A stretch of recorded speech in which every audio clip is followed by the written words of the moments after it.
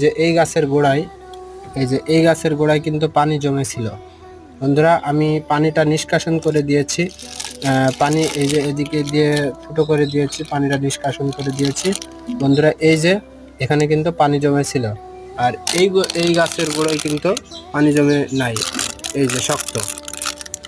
এই জন্য বন্ধুরা, এই পানি জমে থাকলে গাছটার কি ক্ষতি হতে পারে আপনি দেখেই বুঝতে পারছেন। এখানে পানি জমে নেয়, এই গাছটা অনেক সতেজ। আর এখানে পানি জমে ছিল, তাই এই গাছটা রোদের সময় ঝিমিয়ে গেছে। বন্ধুরা, এই গাছটাতেও কিন্তু রোদ পড়তেছে, এইগুলোও রোদ পড়ছে, কিন্তু এটাতেও রোদ পড়ছে। বন্ধুরা, ডাইরেক্ট সানলাইট সবগুলোতেই পড়ছে, কিন্তু এই গাছটি ঝিমিয়ে গেছে। বন্ধুরা, সতর্ক থাকবেন গাছের গোড়ায় যেন পানি না জমে। বন্ধুরা, এরকম শর্টকাট টিপস জানতে চ্যানেলটি সাবস্ক্রাইব করবেন, ভিডিও বানানোর জন্য আরো মনোবল বাড়ে।